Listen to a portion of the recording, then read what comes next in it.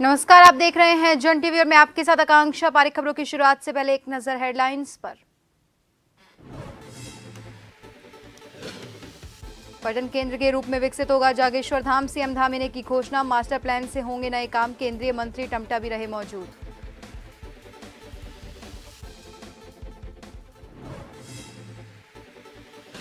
हल्द्वानी में ज्वेलर से फिरौती मांगने वाले बदमाश धरे गए। लॉरेंस बिश्नोई गैंग के 3 आरोपी गिरफ्तार, पुलिस ने पंजाब में भी की कार्रवाई।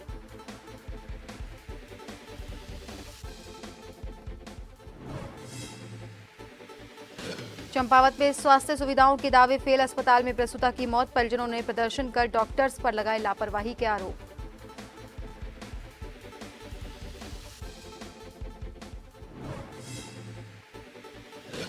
दिल्ली के केदारनाथ धाम का उत्तराखंड में थमा विरोध, निर्माण संस्था ने नाम बदलने का लिया फैसला। साधु संत और संगठनों ने मंदिर पर उठाए थे सवाल।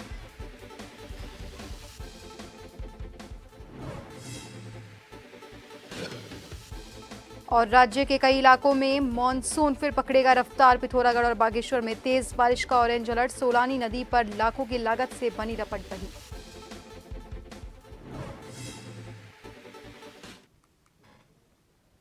और अब खबरें विस्तार से।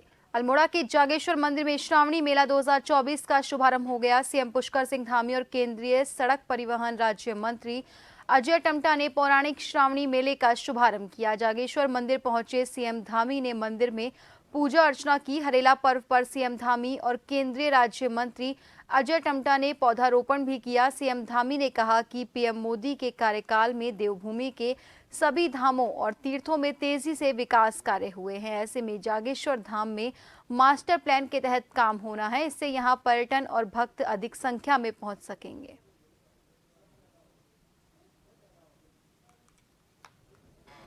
सभी क्षेत्रों में हमारे पौराणिक मंदिरों का आज बहुत तेज़ी से माननीय प्रधानमंत्री मोदी जी के कालखंड में सबका नवनिर्माण हुआ है, पुनर्निर्माण हुआ है, सबका मास्टर प्लान बना है। एक योजनागत तरीके से विरासत और विकास दोनों को आगे बढ़ाया गया है। जहां महाकाल लोक उज्जैन में आज एक नए स्वरूप में आ चुका है। काशी विश्वनाथ कॉरिडोर हो, भगवान राम का अयोध्या में मंदिर हो, भगवान बाबा केदारनाथ जी का नवनिर्माण पुनर्निर्माण हो, बद्रीनाथ जी का मास्टर प्लान हो, उसी तर्ज पर हमारे जागेश्वर धाम का भी आज ये मास्टर प्लान आगे बढ़ाया जा रहा है। और निश्चित रूप से इससे आने वाले समय में हमारे यहाँ पर बड़ी संख्या में तीर्थयात्री, श्रद्धालु, भक्तगण आने वाले हैं। उत्तराखंड में भाजपा की केंद्रीय नेतृत्व के निर्देश पर सदस्यता अभियान की शुरुआत करने जा रही है, जिसमें पार्टी का सदस्य अभियान से शुरू होगा और 15 अगस्त तक चलेगा। इसके बाद 16 अगस्त से 30 अगस्त तक सक्रिय सदस्य अभियान चलाया जाएगा। इसके साथ ही नवंबर में राष्ट्रीय अध्यक्ष और प्रदेश अध्यक्ष के लिए चुनाव होने हैं, तो पार्टी ऐसे में सदस्यता अभियान की शुरुआत करने जा रही है। भाजपा प्रदेश प्रवक्ता विपिन कैथोला ने जानकारी देते हुए बताया कि राष्ट्रीय स्तर पर सदस्यता अभियान को चलाया जाएगा और इसी कड़ी में प्रदेश स्तर पर भी सदस्यता अभियान के लिए जो कमेटियां बनाई जानी हैं उन्हें शीघ्र बना लिया जाएगा। इसके बाद बूथ से लेकर प्रदेश स्तर तक जिस भी कार्यकर्ता और पदाधिकारी को जिम्मेदारी दी जाएगी उनकी भी जल्दी ही घोषणा कर दी जाएगी।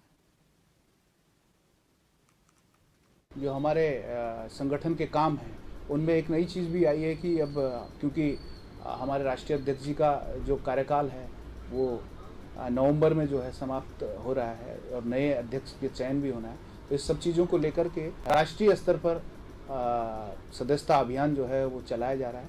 और इसको लेकर के हमारा जो राष्ट्रीय नेतृत्व ने जो प्रदेश को टारगेट दिया है नए सदस्य बनाने का, उस पर हमारे तमाम जो मंडल के और जो हमारे बूथ्स के जो हमारे तमाम कार्यकर्ता हैं, हमारे प्रदेश पदाधिकारी, हमारे तमाम जनप्रतिनिधि सब मिलकर के लगने वाले हैं कि अधिक से अधिक सदस्यता भारतीय जनता पार्टी बना सके। लोकसभा चुनाव में कांग्रेस के जिन राज्यों में चुनाव परिणाम पार्टी के अपेक्षाकृत नहीं रहा है उन राज्यों में कांग्रेस बैठक कर रही है। इसी कड़ी में उत्तराखंड में 18 तारीख को कांग्रेस के केंद्रीय नेतृत्व के निर्देश पर उत्तराखंड में पीएल पुनिया और रजनी पाटिल आ रही हैं। पर्यवेक्षक के रूप में आने वाले दोनों नेता 18 से 20 तारीख तक यहां पर रहेंगे और पार्टी के सांसदों, विधायकों, पूर्व विधायकों से लेकर ब्लॉक और जिला स्तर के पदाधिकारी से विस्तार से चर्चा करेंगे और जो भी उनका सुझाव आएगा उनको केंद्रीय नेतृत्व को भेजा जाएगा। इसके साथ ही सरकार को कैसे घेरना है, इन बातों पर भी चर्चा की जाएगी और दिशा निर्देश देंगे। लोकसभा चुनाव में जिन राज्यों में कांग्रेस का चुनाव परिणाम अपेक्षा के अनुरूप नहीं रहा, उन राज्यों के लिए केंद्रीय नेतृत्व ने पर्यवेक्षकों की घोषणा की है। पर्यवेक्षक उन राज्यों में जाएंगे, वहां के नेताओं से, कार्यकर्ताओं से मिलेंगे और रिपोर्ट बना करके केंद्रीय नेतृत्व को सौंपेंगे। उत्तराखंड के लिए पीएल पूनिया जी और रजनी पाटिल जी उत्तराखंड आ रही हैं 18 तारीख को। 18 तारीख से 20 तारीख तक वो उत्तराखंड में रहेंगी और यहाँ पर वो सभी पार्टी के विधायकों से, पूर्व विधायकों से, पार्टी के प्रत्याशियों से, पार्टी के सभी जिलाध्यक्षों से, ब्लॉक अध्यक्षों से, नगर अध्यक्षों से, प्रकोष्ठों के अध्यक्षों से और एआईसीसी और पीसीसी के सभी सदस्यों से विस्तार पूर्वक चर्चा करेंगे। प्रदेश में कांग्रेस केदारनाथ बचाओ यात्रा की शुरुआत करने जा रही है। हर की पैड़ी में गंगा स्नान के बाद कांग्रेसी केदारनाथ बचाओ यात्रा की शुरुआत करेंगे। इस यात्रा का समापन केदारनाथ धाम में ही होगा, जिसका ऐलान खुद कांग्रेस के वरिष्ठ नेता और पूर्व मुख्यमंत्री हरीश रावत ने किया है, जिस पर तंज कसते हुए भाजपा प्रदेश प्रवक्ता विपिन ने कहा कि कांग्रेस को युवराज सद्बुद्धि यात्रा निकालनी चाहिए। कांग्रेस के प्रदेश अध्यक्ष जी को सद्बुद्धि यात्रा निकालनी चाहिए। युवराज सद्बुद्धि यात्रा, उनके युवराज संसद में सनातन धर्म के खिलाफ, हिंदू धर्म के खिलाफ बयानबाजी करते हैं, तब कांग्रेस के प्रदेश अध्यक्ष कहाँ से होते हैं? जब उनके युवराज कहते हैं, सनातनियों को कहते हैं मंदिर में जाने वाला हर सनातनी छेड़खानी करता है, तब इनके प्रदेश अध्यक्ष जी की सनातनी धर्म के प्रति आस्था कहाँ चली जाती है? कांग्रेस को अपने युवराज की सद्बुद्धि यात्रा निकालनी चाहिए। भारतीय जनता पार्टी को इस तरह से तोड़ने मरोड़ने के लिए चीजों को कुछ कहने को है नहीं, तो घूम फिरकर राहुल गांधी और प्रियंका गांधी पर उनका टारगेट हो जाता है। वो आप जनता को बोरिंग भी लगने लगा है। आपका कुछ नया सोचकर भारतीय जनता पार्टी को कांग्रेस पर हमला बोलना चाहिए और शर्म इनको इसलिए भी आना चाहिए, इसलिए क्योंकि केदारनाथ का जो सोना चोरी हुआ उस पर अभी तक बात नहीं हुई। क्यूआर कोड वहां लग गया, चंदा उगाई कर, उस पर बात नहीं हुई। केदारनाथ जो दिल्ली बुराड़ी का केदारनाथ धाम ट्रस्ट है, उसको एनओसी किसने दी, ट्रस्ट का नाम केदारनाथ धाम की तर्ज पर रखने के लिए, उस पर बात होनी चाहिए। नगीना सांसद चंद्रशेखर आजाद हरिद्वार पहुंचे, जहां उन्होंने शांतरशाह गांव पहुंचकर गैंगरेप मर्डर पीड़िता किशोरी के परिवार से मुलाकात की। इस दौरान सांसद ने परिवार को सांत्वना देते हुए न्याय दिलाने के लिए मदद का भी आश्वासन दिया। तो वहीं मीडिया से बात करते हुए चंद्रशेखर आजाद ने राज्य सरकार पर निशाना साधते हुए कहा कि देवभूमि में इस तरह की घटना यहां की कानून व्यवस्था पर बड़ा सवाल है। उन्होंने कहा मुख्यमंत्री को परिवार का दुख बांटने के लिए यहां आना चाहिए था, लेकिन मुख्यमंत्री अभी तक परिवार से नहीं मिले हैं। इस तरह से वो जो है इनको प्रलोभन और न्याय को प्रभावित करने का काम कर रहे हैं। ये सब अगर उत्तराखंड पुलिस की नाक के नीचे हो रहा है तो ये बड़ा सवाल खड़ा कर रहा है। कहीं ना कहीं संरक्षण सत्ता का अपराधियों को है। मैं मुख्यमंत्री से मांग करता हूं, मैं यहाँ के सीनियर अधिकारियों से मांग करता हूं कि अपनी जिम्मेदारी का निर्वहन करें। और मुझे आशा थी कि उत्तराखंड के मुख्यमंत्री अभी यहाँ मंगलौर में चुनाव था, यहाँ आए थे, मुझे आशा थी कि वो यहाँ आके इस परिवार का दुख बांटेंगे। लेकिन जैसा मैंने कहा, जाति कभी नहीं जाती, क्योंकि ये बच्ची दलित समाज की है। शायद उनको इनके परिवार के पास आने का समय नहीं मिला। चुनाव में उनके लोग बहुत घूमे वोट मांगने के लिए, यही सच है। और इसे हमारे लोगों को भी समझना चाहिए कि इस घटना को हम प्रथम और आखिरी घटना समझ के इस पर मजबूत लड़ाई लड़ेंगे।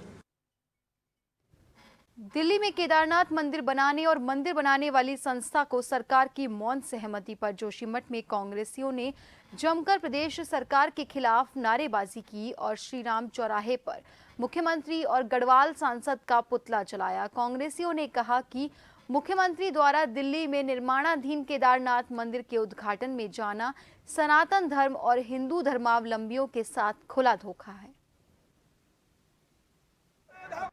जो दिल्ली में उत्तराखंड के मुख्यमंत्री ने दिल्ली में केदारनाथ मंदिर का शिलान्यास किया है, उसके विरोध में कांग्रेस पार्टी पूरे प्रदेश भर में धरना एवं पुतला दहन के तहत अपना प्रदर्शन कर रही है। विरोध कर रही है। हम इसका घोर विरोध करते हैं। हल्द्वानी में हरेला पर्व के मौके पर वृक्षारोपण अभियान आयोजित किया गया। नैनीताल रोड के पार्क में कालाडूंगी विधायक बंशीधर भगत, कुमाऊं कमिश्नर दीपक रावत और जिलाधिकारी वंदना सिंह ने वृक्षारोपण किया। एक पेड़ मां के नाम अभियान में सभी लोगों ने पौधे लगाकर पर्यावरण को हरा भरा रखने का संदेश दिया। इस दौरान लोगों को फलदार और छायादार पौधे बांटे गए और नगर निगम कर्मचारियों और स्वयं सहायता समूह की महिलाओं को भी सम्मानित किया गया।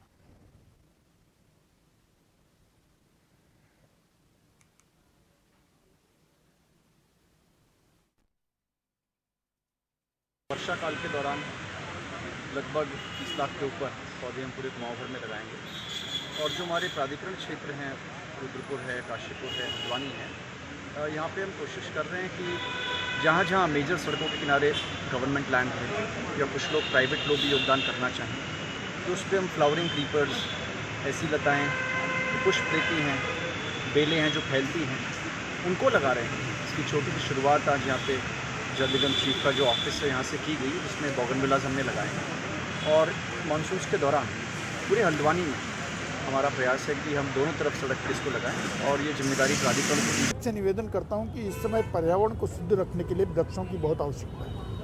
इसलिए प्रधानमंत्री जी ने भी सबसे निवेदन किया है कि अपने माँ के नाम एक वृक्ष जरूर लगाएं और वृक्ष लगाएं नहीं, उसको पालें सहते भी। तो सभी लोग इस बरसात में अपने अपने क्षेत्र में जहाँ भी संभव हो वहाँ वृक्ष लगाएं और उनका पालन पोषण करें ताकि हरियाली हो, ऑक्सीजन की आवश्यकता हमारी पूर्ति हो।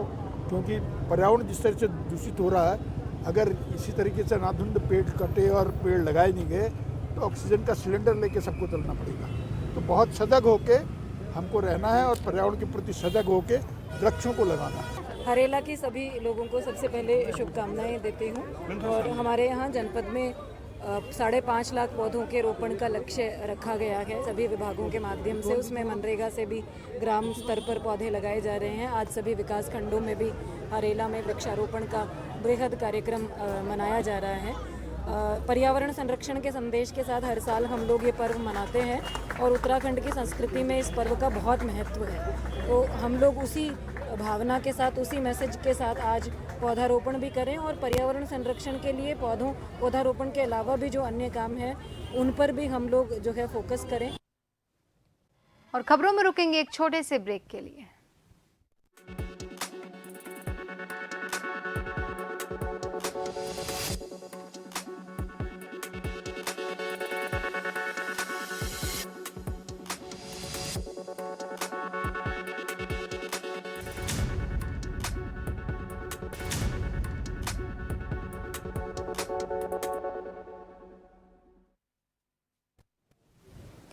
ब्रेक के बाद एक बार फिर से आप सभी का स्वागत है। बढ़ते हैं अगली खबर की ओर। रामनगर वन प्रभाग तराई पश्चिमी की हरेला पर्वों पर एक अलग ही पहल देखने को मिली, जहां हरेला पर्व पर तराई पश्चिमी प्रशासन ने अतिक्रमण मुक्त कराई गई जमीन पर पौधे लगाए। इसमें 50 हेक्टेयर भूमि में से 4 हेक्टेयर भूमि पर 4000 से ज्यादा पौधे लगाए गए हैं। तराई पश्चिम के डीएफओ प्रकाश आर्य ने बताया, हमारे द्वारा मालधन प्लॉट नंबर 1 में अतिक्रमणकारियों से वन विभाग की भूमि मुक्त कराई थी। इसके बाद 4000 मिश्रित वन लगाए गए हैं।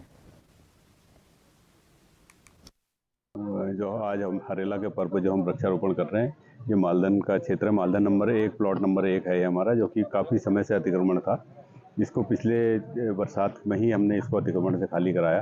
लगभग 4 हेक्टेयर क्षेत्र है। ये 4 हेक्टेयर क्षेत्र में इस समय जो हम लगा रहे हैं, जो इस समय हमने लिया है इस बार को, अब हालांकि क्षेत्र और बड़ा है ये अभी, ये टोटल लगभग 10 हेक्टेयर है।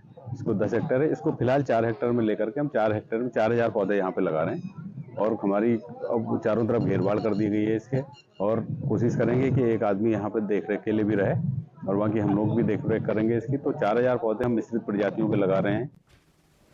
उत्तराखंड देवभूमि में जहां हरेला पर्व को जोरों शोरों से मनाया जा रहा है और कल सरकार से लेकर हर विभाग और आमजन तक पर्यावरण संरक्षण की मुहिम में प्रतिभाग करता नजर आया, तो वहीं प्रदेश भर में वृक्षारोपण के तमाम कार्यक्रम किए गए। डोईवाला में युवा पत्रकार संघ द्वारा वृक्षारोपण कार्यक्रम करते हुए एक पेड़ शहीदों के नाम लगाकर देश के वीर शहीदों को नमन किया गया। डोईवाला युवा पत्रकार संघ ने गुरुद्वारा सिंह सभा के प्रांगण में गुरुद्वारा सिंह सभा की पद अधिकारियों और लोक हितकारी परिषद के साथ सामाजिक कार्यकर्ताओं के सहयोग से एक पौधा शहीदों के नाम लगाकर उसके संरक्षण की जिम्मेदारी ली।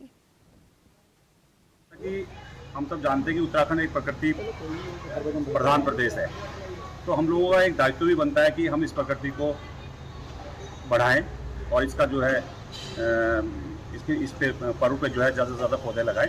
आज उसी कड़ी में जो है गुरुद्वारा लंगर हॉल में जो है हमारी गुरु सिंह सभा की कमेटी के द्वारा जो है पौधे लगाए गए।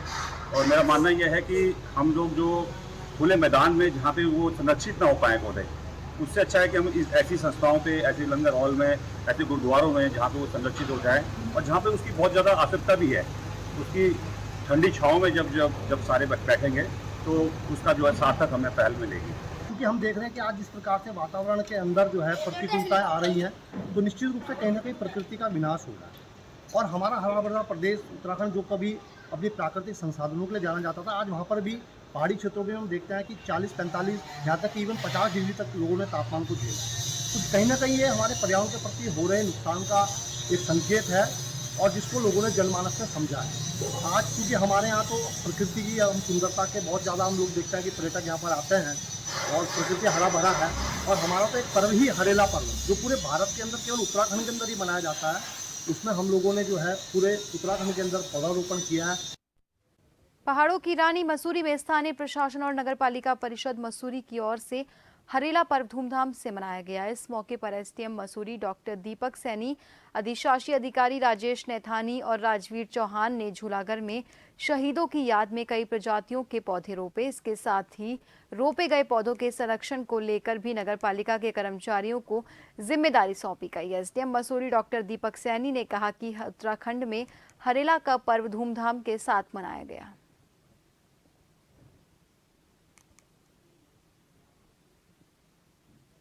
त्यौहार हमारा उसका बहुत विशेष महत्व है उत्तराखंड के इतिहास में, और यहाँ की हरियाली जो है, जो वातावरण है, वो दूर दूर से लोगों को और खींच कर लाता है।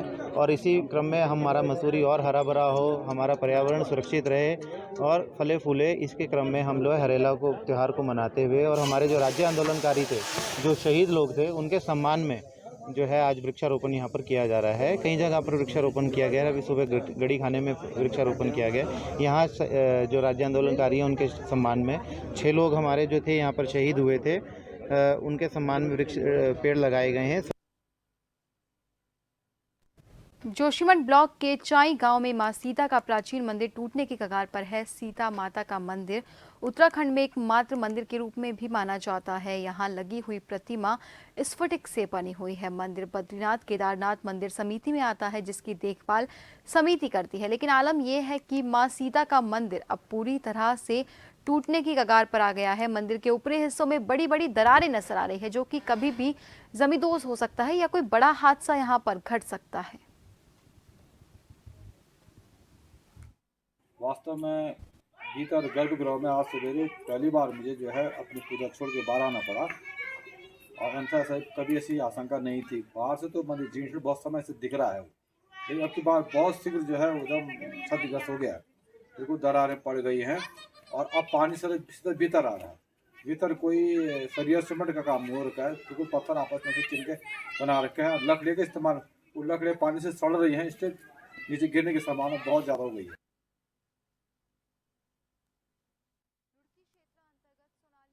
शेरपुर जंगल में पुलिस और पिस्टल सप्लायर बदमाश के बीच हुई मुठभेड़ में बदमाश साजिद उर्फ पिस्टल के पैर में गोली लग गई, जिसको उपचार के लिए सरकारी अस्पताल रुड़की भेजा गया। पुलिस के आला अधिकारियों ने मौके पर और अस्पताल जाकर घटना की जानकारी ली। सिविल लाइन कोतवाली क्षेत्र में हुई ये मुठभेड़ है।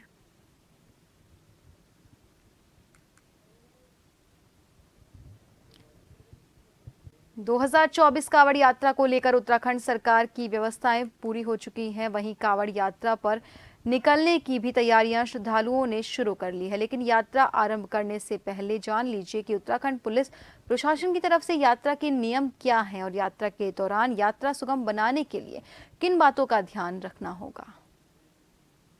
उत्तर प्रदेश के मुख्य सचिव और डीजीपी की अध्यक्षता में एक गोष्ठी आयोजित हुई थी समन्वय के संबंध में, जिसमें मेरे और ADG law and order sir के द्वारा प्रतिभाग किया गया था, इसमें वही बात है कि सहयोग कि एक दूसरे के कोऑर्डिनेशन के बगैर जो है कांवड़ यात्रा को संचालित करना बहुत कठिन है, जिसमें सूचनाओं का आदान प्रदान है और कांवड़ के हाइट को निर्धारित करना और कांवड़ समिति के साथ गोष्ठी आयोजित करके उनके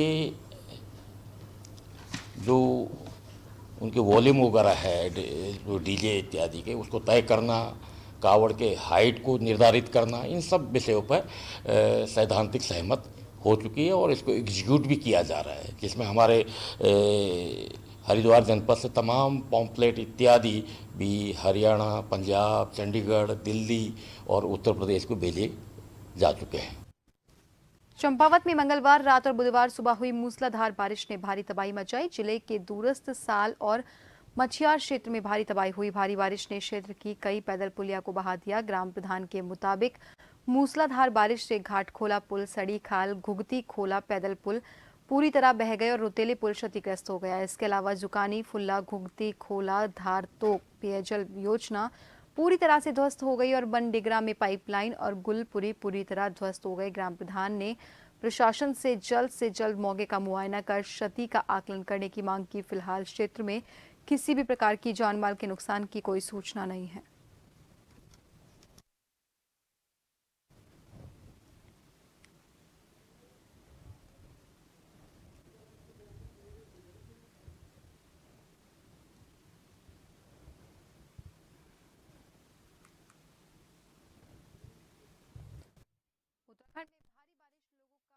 हाल है, बारिश की वजह से कई इलाकों में नदियां और नाले उफान पर है और इसी बीच मौसम विभाग ने कई जिलों में भारी बारिश का ऑरेंज अलर्ट जारी किया है। मौसम विभाग के मुताबिक प्रदेश के कुमाऊं क्षेत्र में भारी से भारी बारिश की संभावना है। मौसम विभाग ने कुमाऊं के पिथौरागढ़ और बागेश्वर में तेज बारिश का ऑरेंज अलर्ट जारी किया। वहीं देहरादून, उत्तरकाशी, टिहरी, रुद्रप्रयाग, चमोली, चंपावत और नैनीताल के कुछ हिस्सों में बारिश का येलो अलर्ट जारी किया गया है। आगामी 19 जुलाई तक प्रदेश भर में तेज बारिश को लेकर अलर्ट जारी किया गया। मौसम वैज्ञानिकों का कहना है आने वाले दिनों में मानसून रफ्तार पकड़ेगा।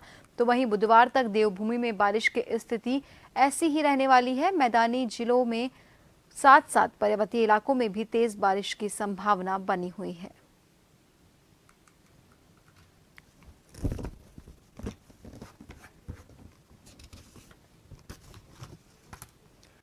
लक्सर में मौसम ने करवट बदली और काले घने बादलों के साथ तेज बारिश का दौर देखने को मिला। बारिश से मौसम सुहाना हो गया और बारिश में नहाते हुए छोटे छोटे बच्चे नजर आए। गांव की गलियों में पानी का तेज बहाव बन गया, जिससे भारी बारिश से रास्ते भी नालों में तब्दील हो गए।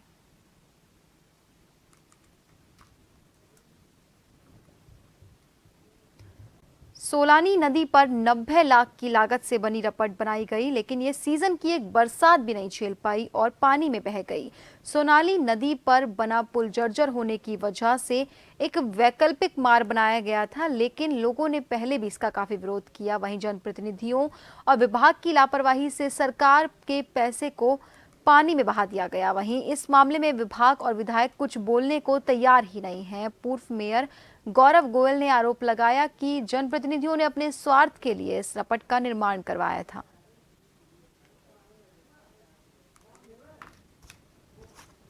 सारी रुड़की जानती है कि एक माह पूर्व ये रपटा यहाँ पे बन के तैयार हुआ और आज सभी लोगों को पता था कि जुलाई से बारिशें शुरू हो जाएंगी। आज ये रपटा यहाँ पे बह गया। 93.5 लाख रुपए की लागत से पीडब्ल्यूडी द्वारा ये बनाया गया, विधायक प्रदीप बत्रा के प्रस्ताव पे बना है। आप देख सकते हैं कि उनकी भूमि है, भूमि को संरक्षित करने के लिए इस तरफ भी और उस तरफ भी अपने निजी स्वार्थों के लिए वो लोग यहाँ पे रपटा बनाए हुए हैं और रपटा बना के पहली ही बरसात में बह गया। 93.5 लाख रुपए सत्ता के बर्बाद किए गए हैं, आम जन की गाड़ी कमाई के बर्बाद किए हुए हैं। आप देख सकते हैं इस ओर भी जो सामने बिल्डिंग बन रही है, फ्लैट बन रही है, ये भी एक भाजपा के वरिष्ठ नेता के हैं, बड़े भूमाफिया के हैं। और मैं प्राधिकरण से और सरकार से मांग करूंगा कि ऐसे लोगों पर रोक लगाई जाए। चंपावत में देर रात से हुई बारिश से टनकपुर चंपावत ऑल वेदर सड़क बंद हो गई। यहां बनलेक से टनकपुर के बीच कई जगह पर मलबा गिर गया, इससे सड़क बंद हो रही है। दूसरी ओर एनएच को खोले जाने का काम जारी है। ऑल वेदर सड़क बंद होने से कई वाहन और यात्री रास्ते में फंस गए। एनएच की मशीन सड़क को खोलने के कार्य में जुटी हुई है। सड़क बंद होने से रास्ते में फंसे वाहन चालकों और यात्रियों को बारिश के बीच कई दिक्कतें उठानी पड़ रही हैं।